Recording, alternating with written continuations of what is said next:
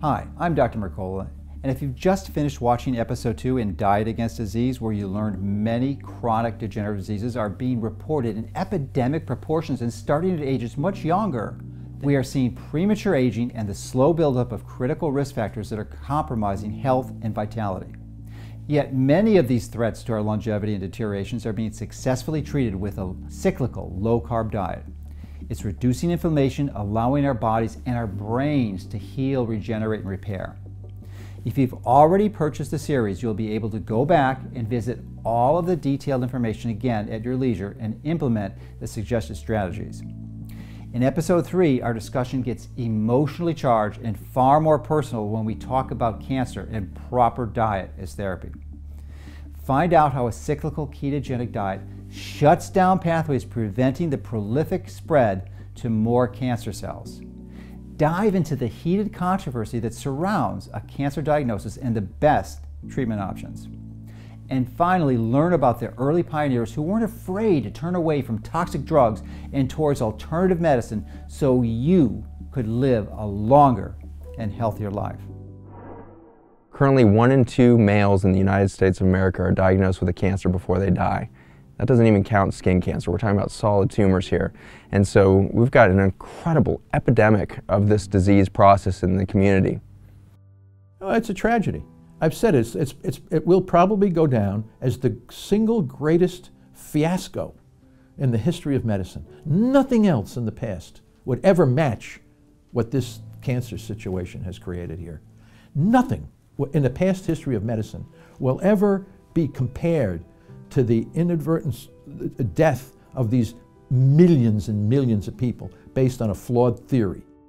So I was diagnosed in 2008 as I was the malignant melanoma in the eye, and so they suggested that I do Avastin injections this time round to stop angiogenesis, or that the other option was to take the eye out. And I went for the third option, the ketogenic diet. And thank goodness my consultant was he was really supportive. So we very quickly saw that it had an effect. So he let me do this, and the rest is history. My extraocular tumor completely disappeared. It's gone.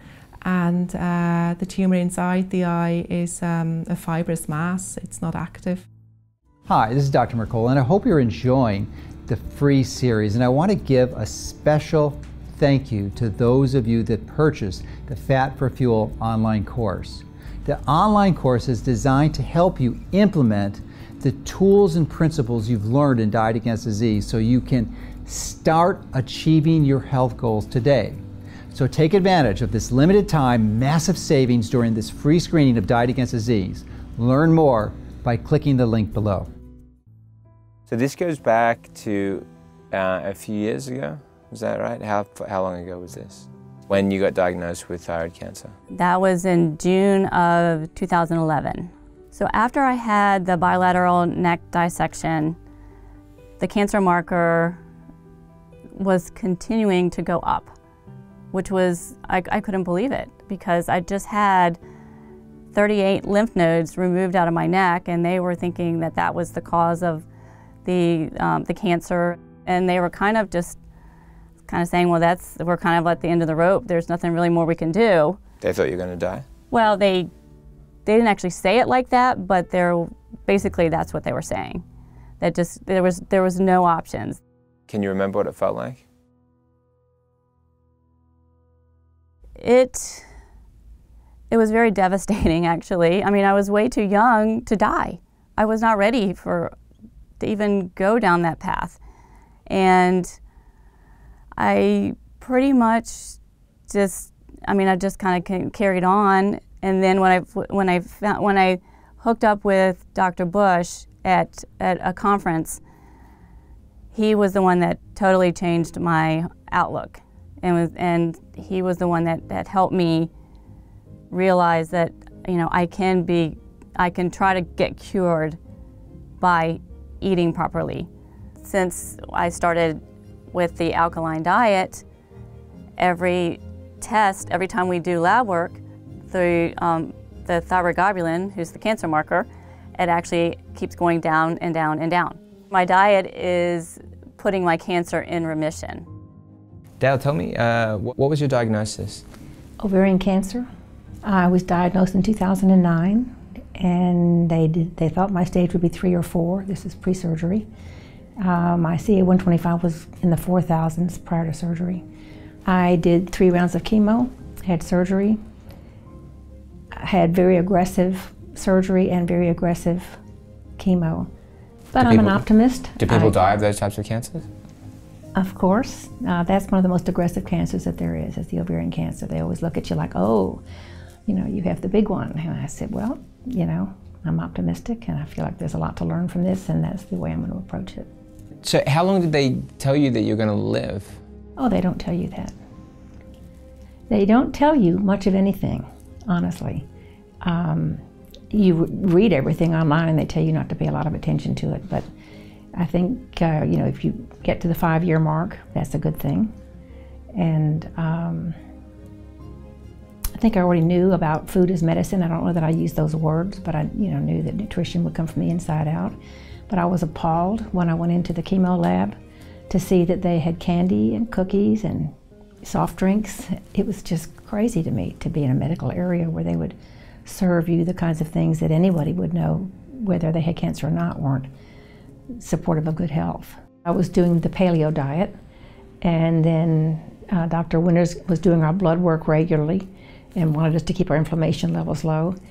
And then we all came to the ketogenic conference a year ago. There were 7 of us ovarian cancer patients and NASHA, and we learned a lot. It's great that you got great results. And just how many years are you out from your diagnosis? How do you feel today? I'm in year 7. I guess I'm probably moving into year 8. I feel excellent. My health is great. I have energy. How many more years are you planning to be here?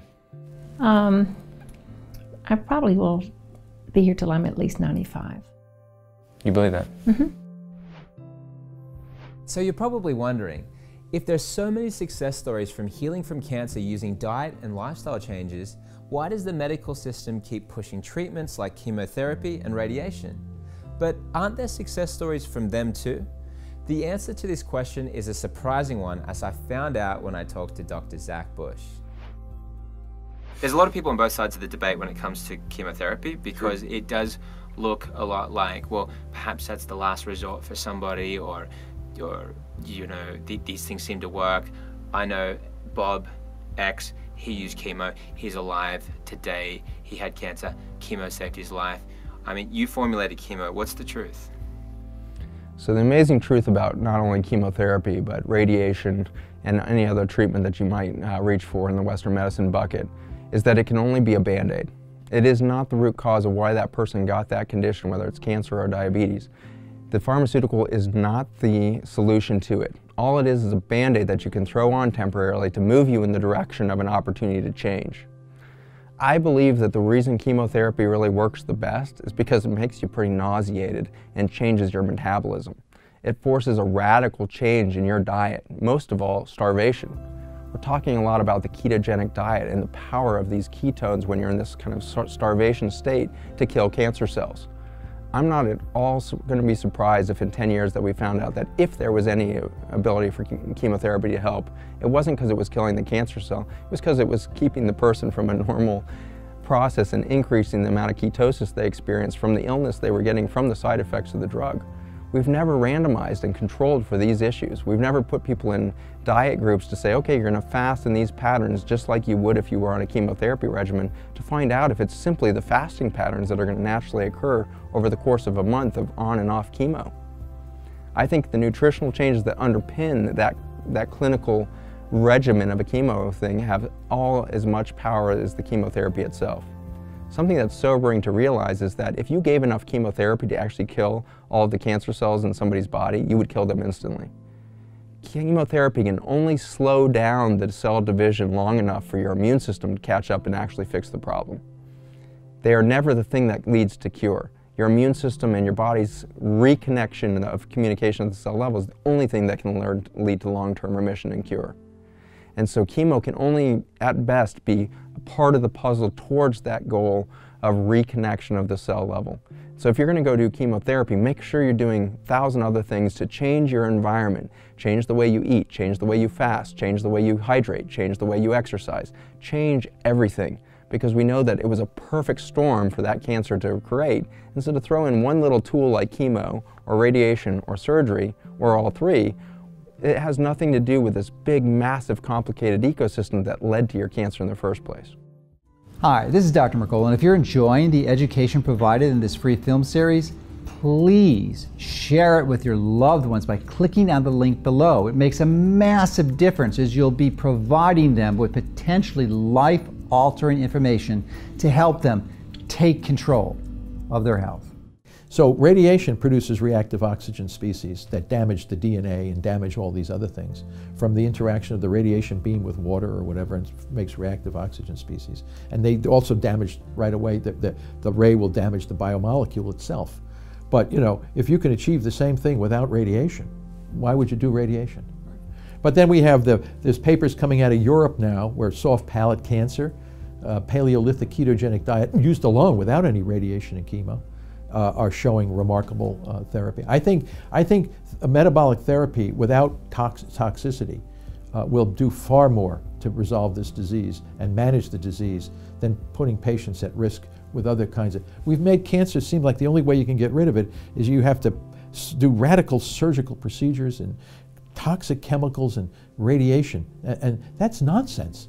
That's nonsense. You don't need to do that to get the patient can achieve the same end goal healthier than they were when they started with a metabolic therapy. Do you cure cancer with toxic? Well, yeah. I mean, there's people out there who walking around, hey, I had this terrible cancer, and thanks for the top chemical, I went there and they cured my cancer. But those people often suffer. They have a remembrance. Their body has a remembrance.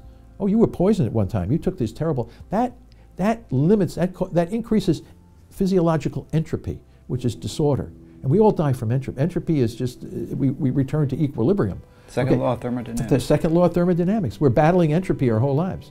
But you don't want to be exposed to something in your life that accelerates entropy. You want something that's going to delay entropy, right? Metabolic therapy targets the disease and delays entropy.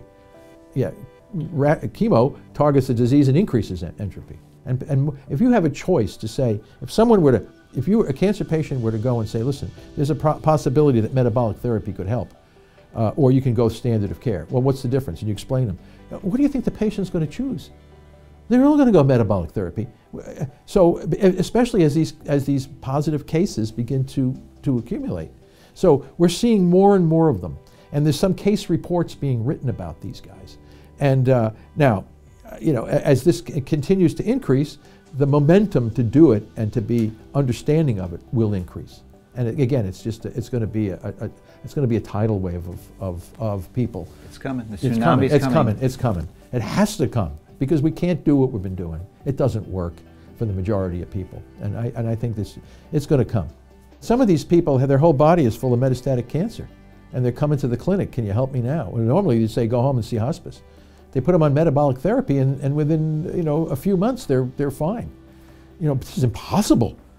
People say this is impossible. That must be a miracle case. No, man. They're seeing it over and over again. It's treating the real nature of the disease. That's the problem. The difference is you're treating something that's not the disease. You're creating a problem. This is actually going to the heart of the problem. And when you do that, you're going to get results that are going to be strikingly different than what you're currently getting. So when will people come to know this? I don't know, because the physicians who treat people are not being told about this. Okay, so how do you get an establishment to say let's have a major course in metabolic therapy? Let's do advanced training, residency. When faced with such limited success curing cancer using conventional medical practices, and comparing this with the success stories from people using diet and lifestyle, the big question that has to be asked is, do we even understand cancer at all and the mechanisms by which it is created and grows? So many of you might be familiar with Dr. Otto Warburg, who is a German biochemist and also a physician who actually received a Nobel Prize in the 1930s for his uncovering of the mechanism of anaerobic fermentation as the primary fuel source for most cancerous growths. Fortunately, in the 21st century, we have some research scientists who've actually taken up that mantle and actually carried it further. And the primary one, who is really leading the field, as most of the experts that I've interviewed suggest, is Dr. Tom Seyfried, who is a professor of biology at Boston College and has been doing groundbreaking research and uncovering the molecular mechanisms and refining the specific protocols that can be used to beat cancer and finally win the war on cancer authentically. Now, the NIH, the National Institutes of Health, has not been a big fan of this. Many people in conventional scientific circles discount this, and so as a result, he's not getting funding. And a primary purpose of putting this series together is to generate funding for Dr. Seyfried's research, and we hope to raise $1 million for him to do that. And even though there's not a lot of research going on, there are some oncology groups, and I can think of one specifically in Turkey, a group of oncologists who've applied his principles to stage 4 metastatic cancer patients and who were very late stage and had unbelievable results. I mean, many of these patients were predicted to die in a week or two, and they're still living years later. So we have some early anecdotal evidence that's useful, but of course we need to refine the science and continue to refine the protocol. So I want you to understand that when you see Dr. Seyfried, you are looking at one of the world leaders in the application of the ketogenic diet to really win the war on cancer. Some people can be cured by the standard of care, but it comes at a tremendous cost. You have to incinerate the whole area. You have to put your body at all kinds of risk for toxic chemicals. I mean, you can achieve the same end game if you just take away the fermentable fuels. This is not a complicated problem. And every cancer is the same. Oh, they're all the same. They're all fermenters. Pancreas, lung, breast, brain, colon, bladder, you name it, they're all fermenters. So why we don't target that? Warburg's theory was the most compelling explanation for how the calorie restriction was working. Okay, none of the other theories could explain this. Okay, with a credible explanation. I mean, you have to pull rabbits out of hats to believe these other theories. But basically, this was a real compelling argument. It made a lot of sense. It was supported by strong biochemistry. We were seeing it for ourselves. So then I started to read more and more about Warburg. The German papers, we started pondering this guy, what he actually had to say. And it turns out that he is spot on. He was spot on. He knew exactly what was going on. And then I said, well, interestingly, one of his passions as a young man was to find the cure for cancer. Yeah, and he did. He didn't find the cure. He found the origin. Mechanism. He found the mechanism. He just never he never lived long enough to develop the cure. But he certainly was able to. He was put us on the right path. So I always said, I read his papers, it made perfect sense. And then I read all the arguments against Warburg that people were arguing, and we spent countless hours, months, and days carefully considering all of the arguments against his theory, and found them to be all flawed in one way or another. They just simply did not want to believe that this person actually had found the key to cancer. I was always interested in biochemistry. That's been my thing since I've been a kid, is just understanding how the body works. And so that was my undergrad degree. And then in graduate school, I was working on a cancer theory class. So I was delving into what cancer is. And from the perspective of the traditional textbooks, which lays out this genetic theory of cancer, that it's caused by the mutation to key oncogenes that are involved in the cell cycle that sort of rewire the cellular circuitry towards uncontrolled growth. And this has been the dogmatic theory of cancer since the mid-70s, right? It's irrefutable. It's in the textbooks. We all know this is the truth. And so I stumbled on this book by Tom Seyfried called Cancer is a Metabolic Disease, which laid out this wonderfully elegant alternative theory for cancer, just packed full of evidence that I didn't know existed, 100-year-old evidence all the way to today, that laid out this alternative theory that cancer is not an exclusively genetic disease, but it's a disease of altered metabolism. So that completely moonshot, between the eyes discovery that cancer had this alternative theory that was viable, what set me off in this just intense curiosity. So I went out and talked to Tom, and he was gracious enough to see me, and so I had this list of questions. I spent the day with him, And that just fueled my curiosity more. And Tom had written the book, that cancer is a metabolic disease, so the science book was there.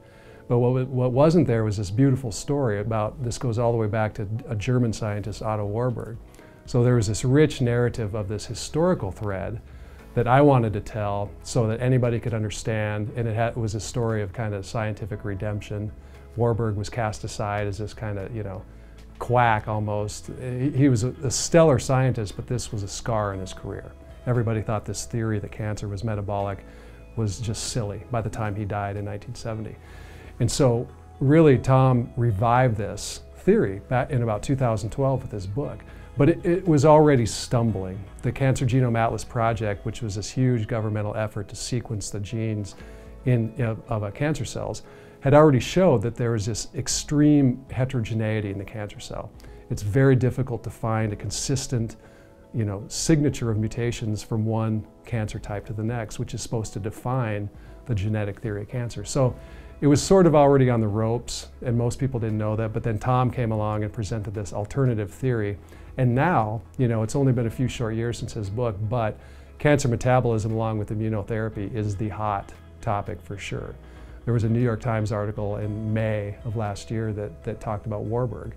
And the New York Times, as you know, will not do anything remotely non-traditional. They like to be something that's in vogue at the moment. So it's make the striking comeback. Tom went out on a limb suggesting the ketogenic diet and some of these metabolic therapies because he had preclinical data. And it's irresponsible to not present it, but you're also sort of going out on a limb. And so, and when I wrote my book, I was just presenting the work that Tom had done and so forth, but this was largely, the theory is beautiful, that you can target the metabolism of the cancer cell for therapeutically. What was the response of the scientific community to your publication? Ignore it? Ignored. Of course, just like they ignored Warburg. It doesn't fit their mindset. This then brought me to the idea, what is a dogma?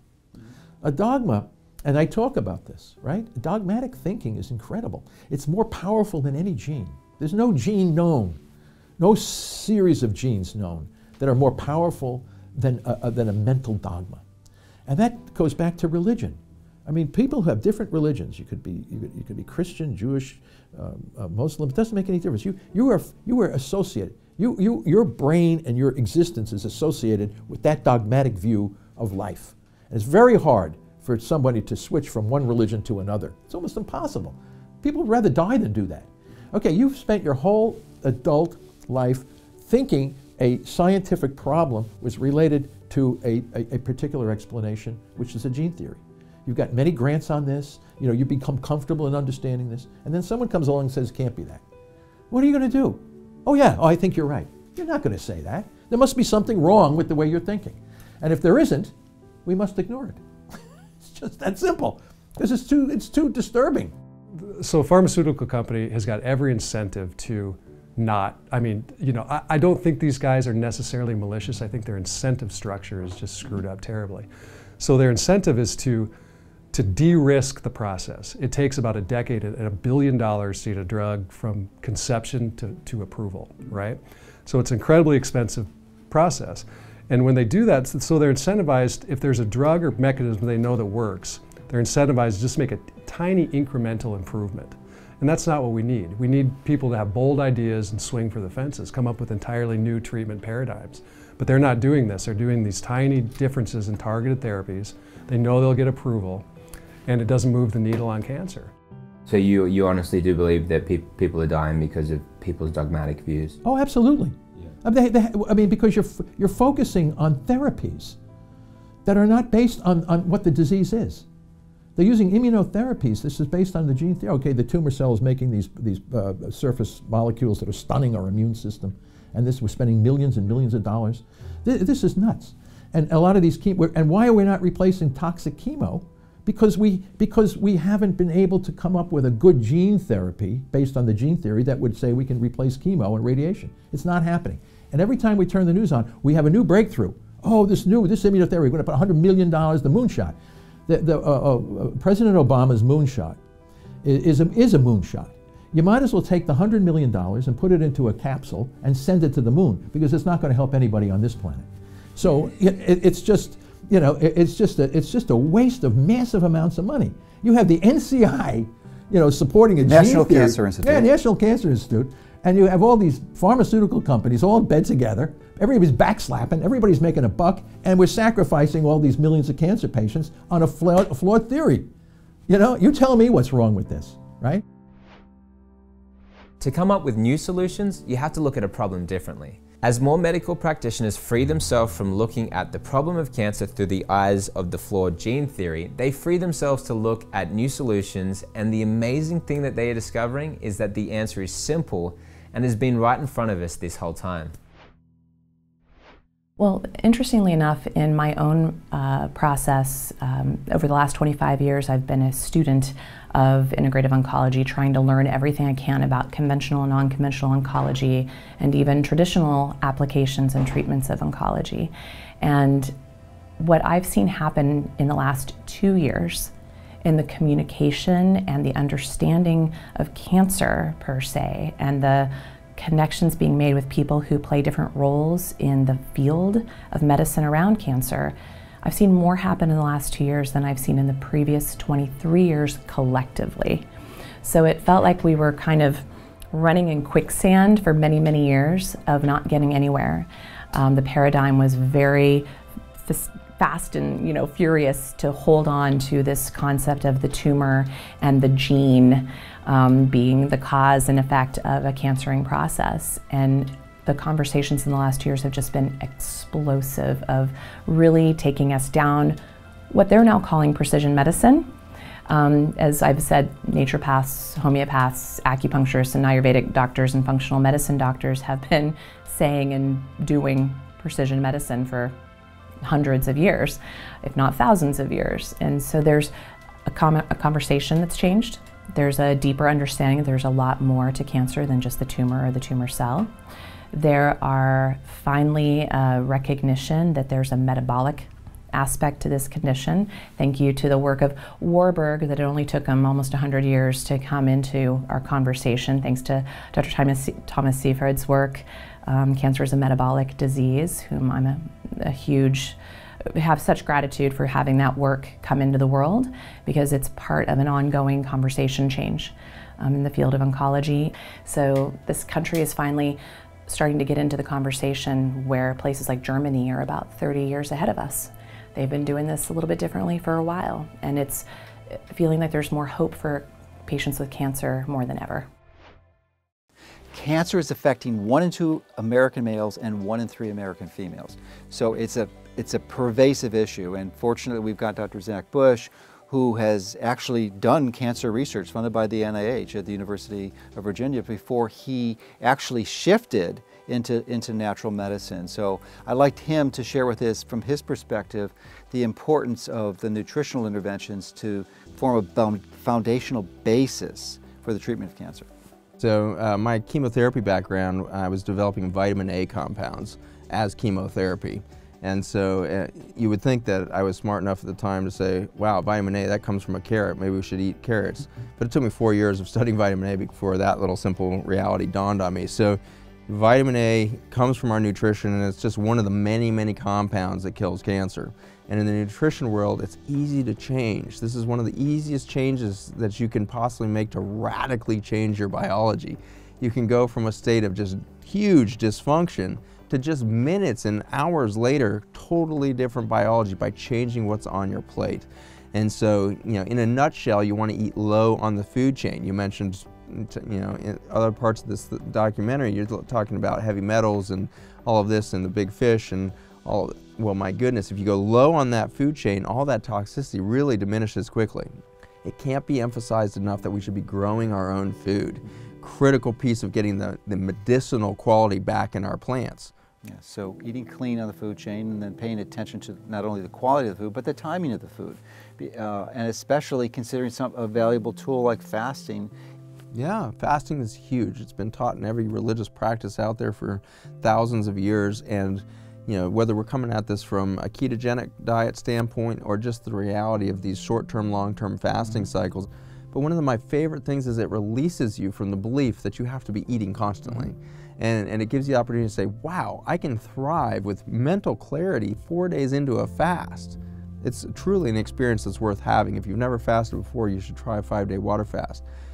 Be aware there's going to be some side effects through the process of the detoxification of your liver as it goes. So magnesium along the way there, kind of get yourself through and accept that there might be some rough spots as you get to this healthy state. But boy, 5 days in, totally different biology.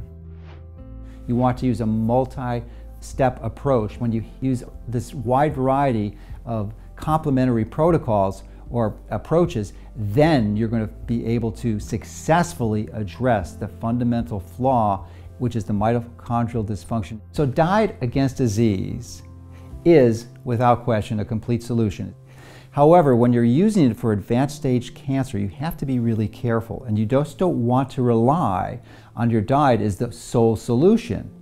So you want to use other strategies that Dr. Seyfried and this oncology group in Turkey has incorporated, such as hyperbaric oxygen, glycolytic inhibitors, vitamin C intravenously, and it could also be used as liposomal. And one of the new strategies that Dr. Seyfried is working on is a glutamine inhibitor. Now, glutamine is a protein because many people know that most cancers use glucose as their primary fuel for anaerobic fermentation, but they are unaware that if you stop giving your body glucose and even suppress the ability to produce it with the liver from making glucose, the cancer cells will cause your muscle cells to break down, and as a result they'll extract that glutamine and fuel that pathway. So glutamine inhibitors are becoming a really important novel strategy to have a comprehensive approach that will truly and authentically win the war on cancer, and this is what we hope to continue the research by funding Dr. Seyfried's research. So that's why it's so important to limit your protein, not to lower the glutamine, because many of these aberrant pathways will use this excess protein to push your metabolism in the wrong direction.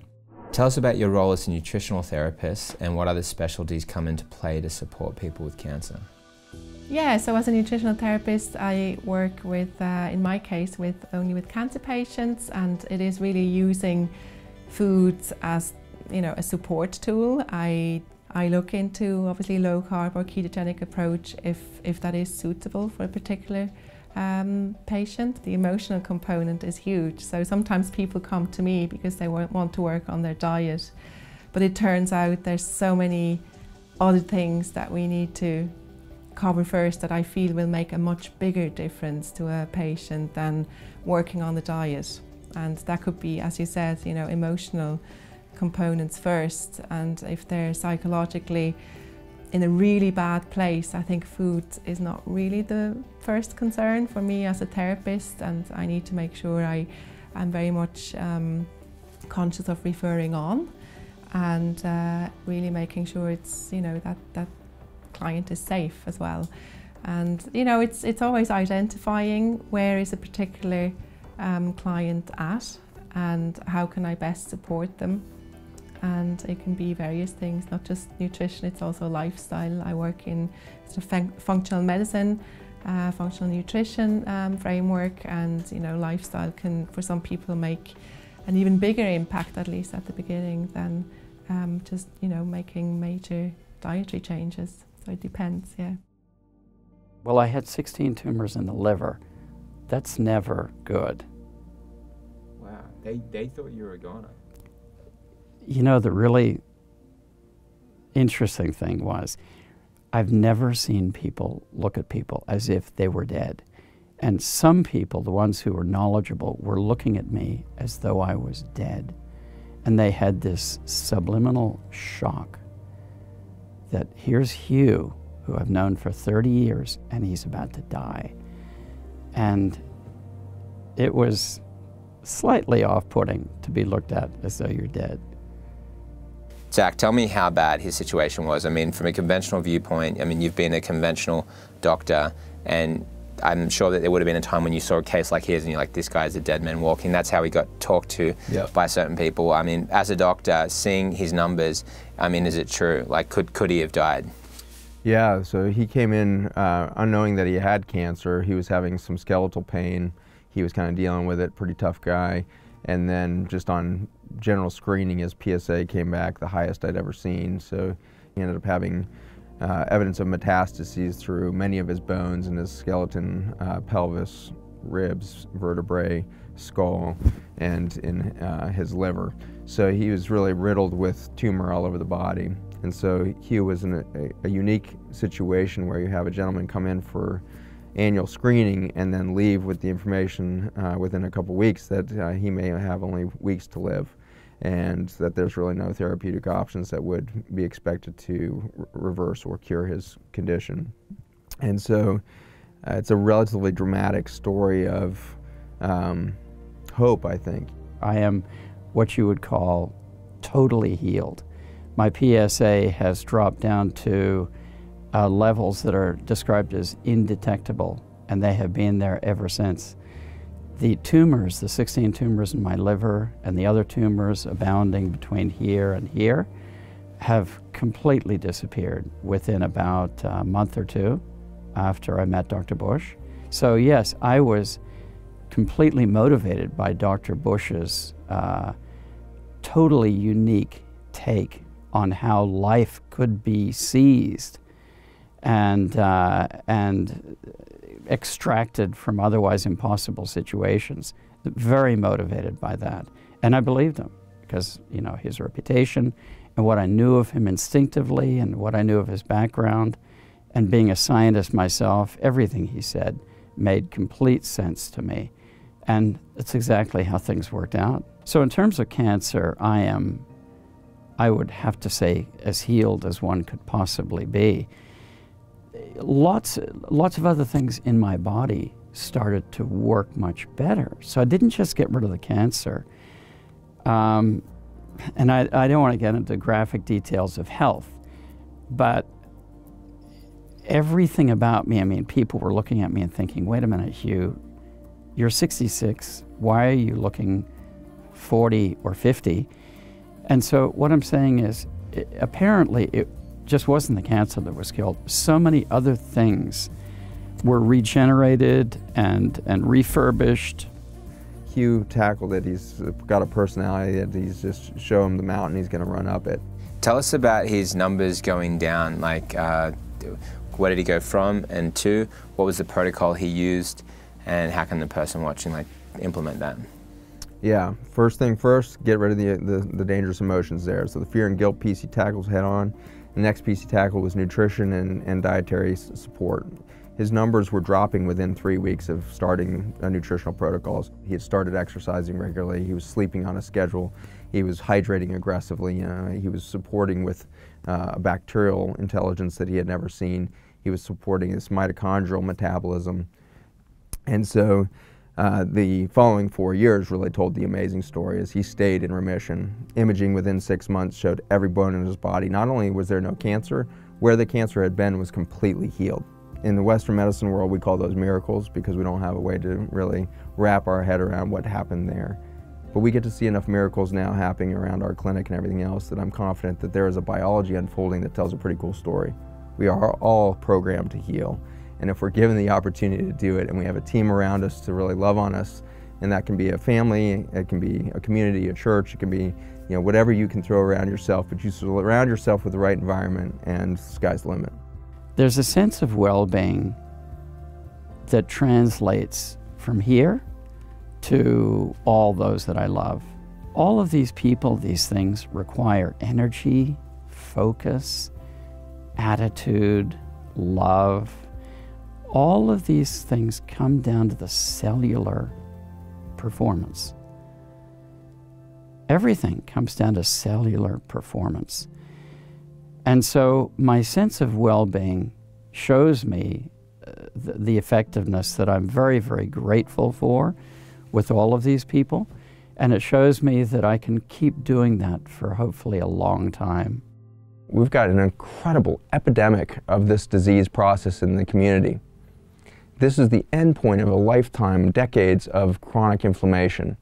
And so when cancer appears, it's important for us to remember this isn't some disease that popped out of nowhere. This is a symptom of a chronic inflammatory state over many decades. So what is cancer at its center? And my passion right now is to get out to the world the information that cancer is inherently a state of loneliness at the cellular level. A cell that is isolated from its community, completely pulled away from communication from those little sparks of life around it, the other cells, that cell becomes very prone to this cancerous process. And so cancer begins with isolation and loneliness. The information at hand is that if we, instead of focusing on killing those lonely cells that are damaged and lonely and frustrated and trying to survive, if instead of pouring poison on them, we start to understand them again as part of a larger organism that just lost communication, it gives us a different framework to work from, both as a patient, as well as a scientist, as well as a clinician. If we instead think of our mission as one to really bring that cell back into the herd of all of that community, bring it out of isolation and bring it back in, if that happens, we see something extraordinary happen.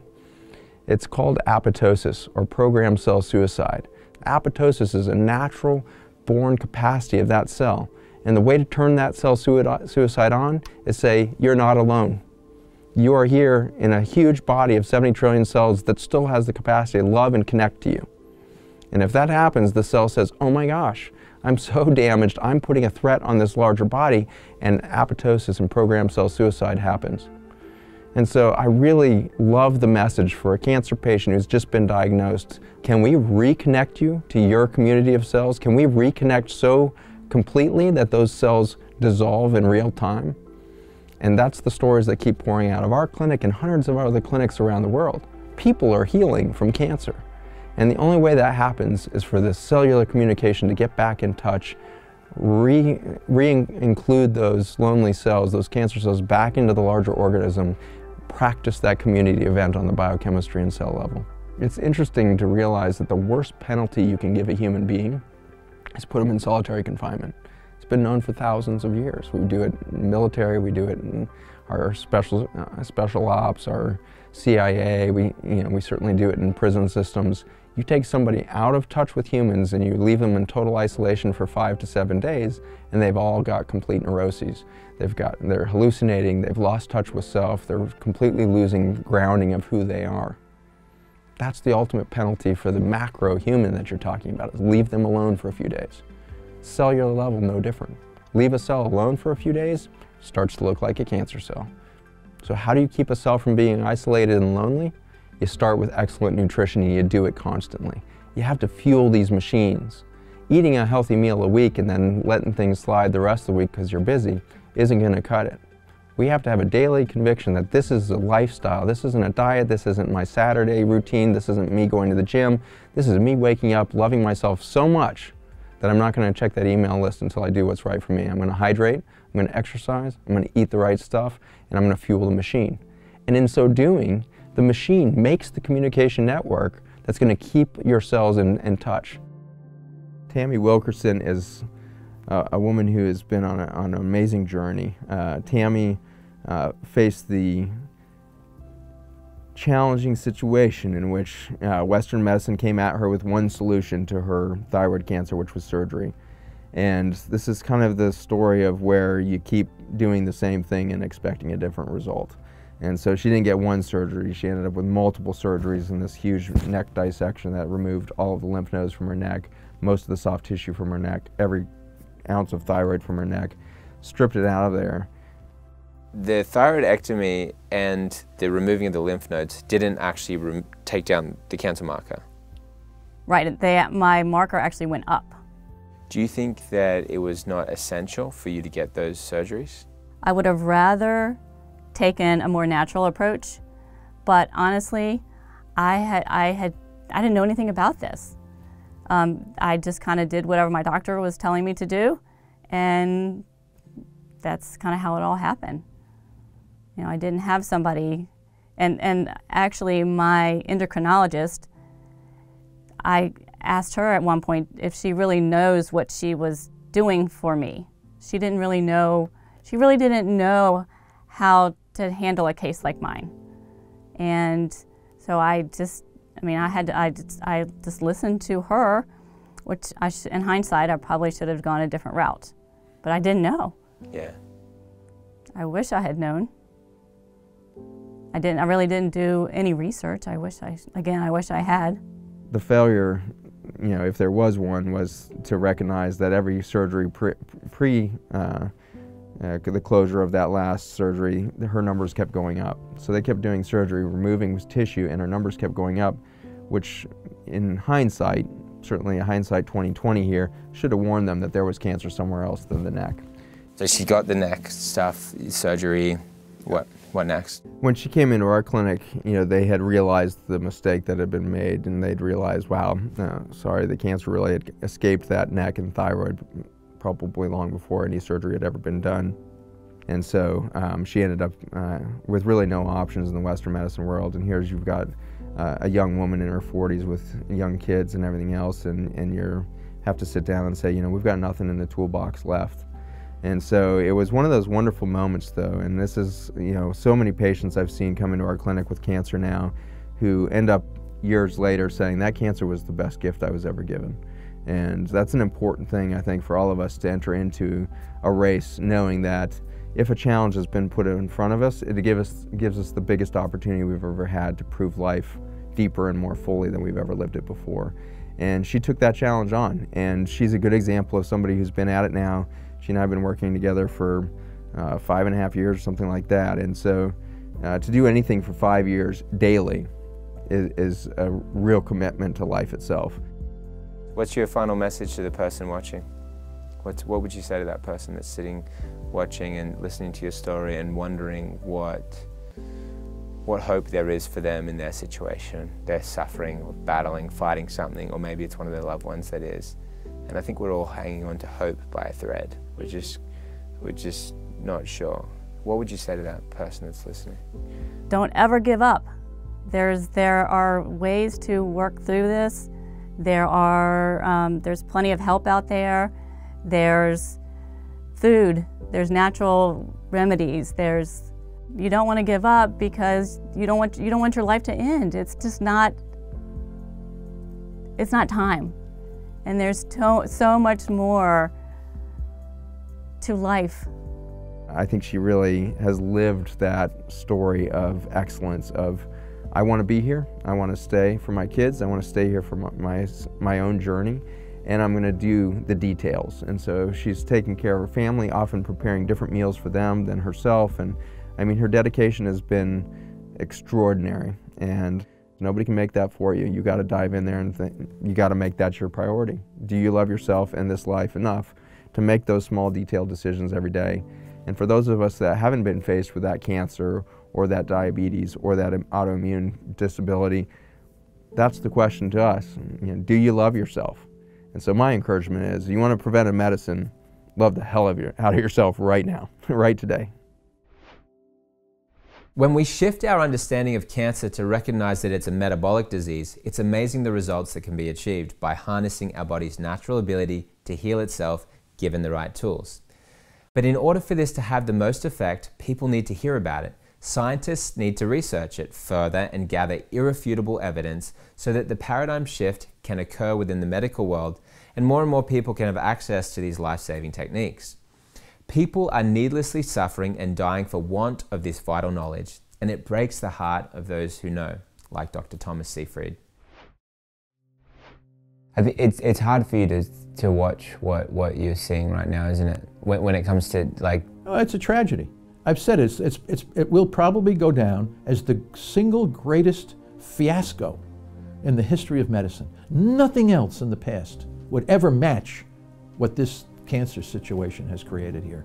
Nothing in the past history of medicine will ever be compared to the inadvertent death of these millions and millions of people based on a flawed theory. So the consequences of the flawed theory leads to this. And I just can't think of anything that would be more tragic than what's happened in this cancer. And that's the way it is. I am so convinced that we can manage this disease and manage it without toxicity, based on the hard, fundamental issue of the science behind the disease. Knowing what knowing what the disease is, and that these are fermentable, these cells are fermenting, and it's so easy to stop fermentation in the cells, and nobody's doing this. Very few people are doing this. Dr. Seyfried, you were a pioneer. You are a pioneer in a school of thinking that would save millions of lives, but yet those lives that should be saved aren't being saved, and yet that's not your fault. But have you ever battled with the feeling of, you know, have I done enough, and how could I make this more known? What went wrong here? Well, I think as more and more people, fortunately, we have the internet now, and we have people coming on the internet who had these stage 4 cancers, and they have the documentation. Here's the way I was. Look at and now I go through this metabolic theory, metabolic therapy, which we're developing, press pulse concepts and these kinds of things that can bring this person to a greater state of health. And here I am. Look it. And what people say, I don't believe it. What do you mean you don't believe it? Well, there's no evidence to support that. What do you mean there's no evidence? The guy's sitting here. You look at his data and you say he's sitting here. You don't think that's evidence? So it has to happen by a grassroots movement, because the medical schools and the NCI and the top institutions have too much to lose to jump into that. All right? There's lobbyists, there's all kinds of people that keep the pressure on that we've got to develop the next new immunotherapy because it's good for everybody's profit and everybody's business. You know, that's one scenario. And most of the people you talk to, these guys that are running these therapies, they don't know anything about the biology of cancer. They know minimal. And yet they're the ones dictating how everybody's supposed to be treated. And it's like, what the hell is this? It's like, you can't be doing this. But yet people think if I'm going to Dana-Farber and I'm going to MD Anderson, I must be getting the best. Wrong. You're not. You're not getting the best. Because if it was the best, they'd have how many successful cancer patients, long-term stage 4 cancer patients, are surviving with your therapies? Obesity has become one of the big, huge epidemics in our environment, obviously. You've got 1 in 3, 1 in 4 adults, depending on the city in America, that are obese now. You would think that we had figured this out by now as scientists, clinicians, doctors, etc. We still are practicing very antiquated science at the clinical level when it comes to this word obesity and this clinical condition.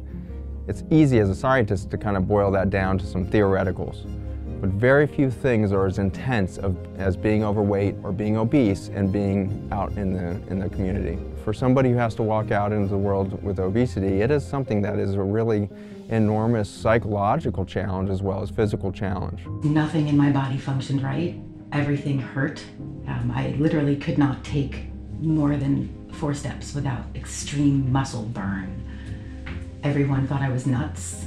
If I went for help, they would misdiagnose me and they would dish out prescriptions for diseases that I believed were symptoms of a bigger problem. So that was misery, to just suffer, suffer, suffer, and keep getting heavier and heavier. I had always been somebody who loved health, fitness, and nutrition, but I hit my own personal rock bottom. I had had my daughter, and at the same time of having her, I was going through a divorce.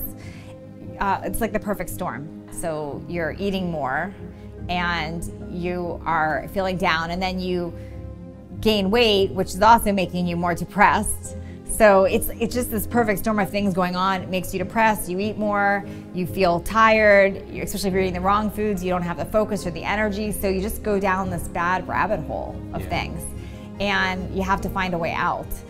But that's the beauty of metabolic therapy and nutritional ketosis, is that once your body has transitioned to the point where you're burning fat as your primary fuel, there's a magic that occurs in your brain, and this desire, these cravings are radically suppressed to the point where it's not an exercise in willpower or discipline to refuse those. Because if you're burning carbohydrates as your primary fuel, then it is.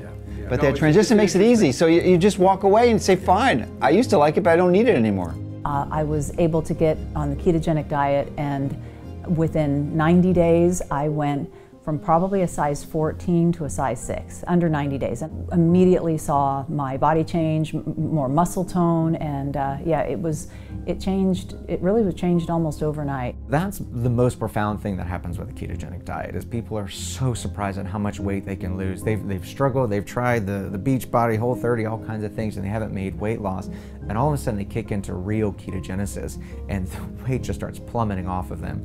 And anytime you can get an American or an adult or a human to see the scale move, all of a sudden it's a motivation for them to keep going, right? Anything that you can do to get that scale to budge. It's these approaches that are sustainable that are going to make a difference. It's not for today, it's not for tomorrow, it's for the rest of your life.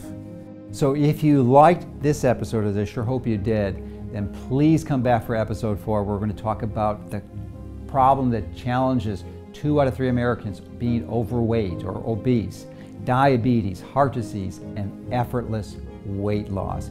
Once you understand the fundamental concepts of cyclical ketogenesis, weight loss becomes a non-issue. In fact, you almost have to be careful that you don't lose too much weight for many people. Really looking forward to connecting with you in the next episode, and thanks for joining us in Diet Against Disease. Hi, this is Dr. Mercola, and if you've enjoyed the Diet Against Disease series, then I know you'll love to take the next step on your journey to optimal health. My new online course based on my best-selling book, Fat for Fuel, will help teach you to do just that. You'll learn how you can help implement the things you've seen in Diet Against Disease series, like the cyclical ketogenic diet, removing toxins from your life, and restoring your microbiome, and so much more. When you purchase the course, you'll gain immediate access to 7 comprehensive lessons that teach you the keys to help fight chronic disease, help manage cancer, and optimize your health. The knowledge from these courses has the potential to help change your life and empower you with all the tools you'll need to implement a healthy, disease-fighting lifestyle for yourself. Normally, this course costs $299, but if you act today, you can get it for the limited time discount price of just $199. All you have to do is click the button below and sign up today. By doing so, you will be taking an important step to help you and your family take control of your health. If this documentary series has had an impact on you and changed your thinking about diet and disease, then we ask for your help. Please consider supporting us in continuing to get this message to the world. You can support us by owning our collector's package. This will give you an all-access pass to our exclusive 12-part modules featuring never-before-seen footage as well as detailed diet information, weight loss, and aging solutions in this step-by-step blueprint designed to protect your health. This really powerful package is also perfect for those who want to use our detailed program for preventive, proactive measures.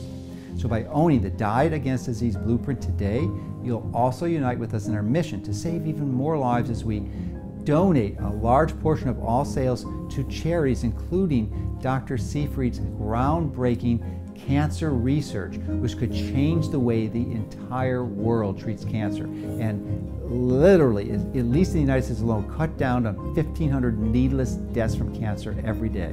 Together, we can make a difference and begin solving some of the world's most frustrating and devastating medical issues with sound, natural, safe, effective, low-cost health principles. So take action now, and let's help you live the life you envision for yourself and the benefit of your loved ones.